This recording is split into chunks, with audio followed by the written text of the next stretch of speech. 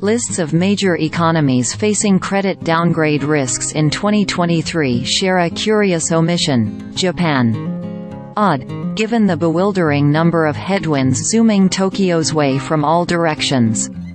They include a deepening Chinese slowdown, fallout from the highest U.S. yields in 17 years, and a crushing Japanese debt load colliding with a likely recession. Making things even worse for Asia's number 2 economy. A leadership crisis that limits Prime Minister Fumio Kishida's options to do anything about Japan's trajectory. As 2024 beckons, investors are understandably focused on downgrade risks emanating from Washington and Beijing. In recent weeks, Moody's Investors Service fired shots across the bows of the U.S. and Chinese economies. And rightfully so. America's debt topped $33 trillion this year. And China's government is largely papering over a property sector crisis with the potential to be as bad as Japan's 1990s bad loan crisis.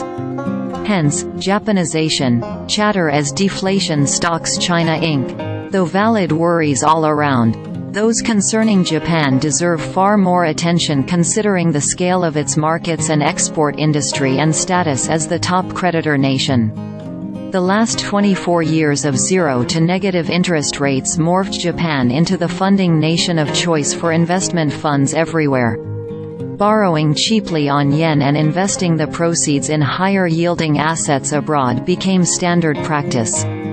This explains why any sudden zigs in the yen causes zags in Chinese equities, Indian real estate, Indonesian futures, New Zealand debt, South African commodities, Latin American currencies and all assets traded in Tokyo, London or New York.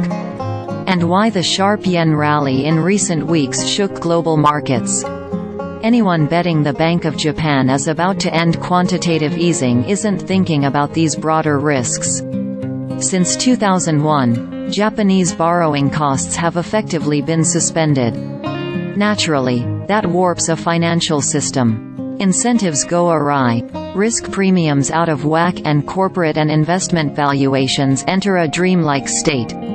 Yanking the world's third biggest economy out of this financial wilderness 20-plus years in the making entails unprecedented risks. Sure, the Federal Reserve, European Central Bank, Bank of England and others entered and exited QE well enough.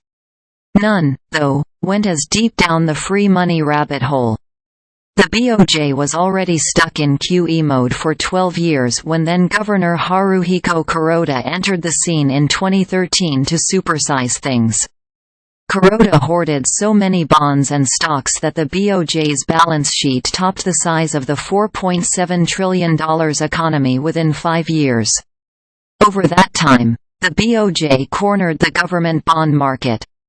It surpassed the Government Pension Investment Fund, the world's largest such entity, as the top holder of Japanese stocks. This effective nationalization of markets isn't easy to reverse.